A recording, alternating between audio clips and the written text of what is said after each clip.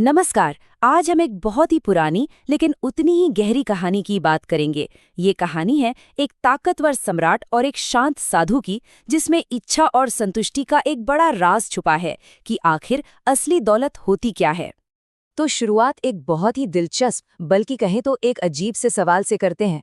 भला ऐसा कैसे हो सकता है कि कोई इंसान बिना कुछ मांगे ही सब कुछ पाले? ये विरोधाभास ही हमारी कहानी का केंद्र है और इसका जवाब शायद हमें चौंका दे।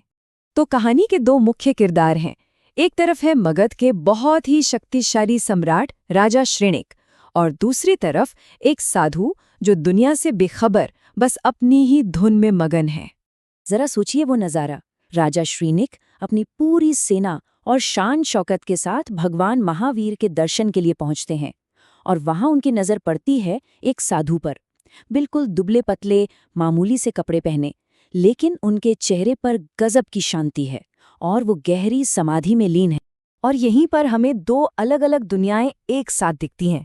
एक तरफ राजा जिनके पास सब कुछ है, मतलब बाहरी दुनिया की हर चीज, ताकत, एक बड़ा साम्राज्य, और दूसरी तरफ वो साधु जिनके पास भीतर की शांति है, त्याग है ना, दो बिल्कुल अलग दुनियाएं। अब राजा तो राजा ठहरे, वो अपनी सोच के हिसाब से साधु से कहते हैं, महात्मन, आपको जो चाहिए मांग लीजिए, मैं आपको कुछ भी दे सकता हूँ। क्योंकि उन्हें लगता है कि भाई दुनिया में ऐसा कौन है जिसे कुछ नहीं चाहिए। उनकी सोच बस यहीं तक जाती है। और बस यहीं पर कहानी में आता है एक जबरदस्त मोड़।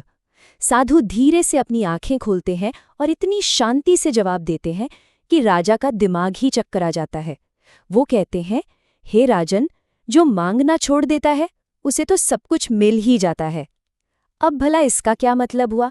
मांगना छोड़ने से सब कुछ कैसे मिल सकता है? तो चलिए अब आगे देखते हैं कि साधु के इस जवाब का आखिर क्या मतलब था। राजा तो पूरी तरह कंफ्यूज्ड हैं, लेकिन साधु वो तो अपनी राह पर आगे बढ़ चुके हैं। तो होता ये है कि समय बीतता जाता है। वो साधु अपनी तपस्या में वैसे ही लीन रहते हैं, किसी से कुछ नहीं मांगते, कोई इच्छा नहीं। और फिर एक दिन अपनी इसी साधना के बल पर उन्हें परम ज्ञान यानी केवल ज्ञान की प्राप्ति हो जाती है। और फिर क्या था? अचानक बिना कुछ मांगे, बिना कुछ कहे, पूरे शहर में उनकी महिमा फैल जाती है, उनकी जय जयकार होने लगती है। अब ये सब देखकर तो राजा श्रेणिक और भी ज्यादा हैरान हो जाते हैं।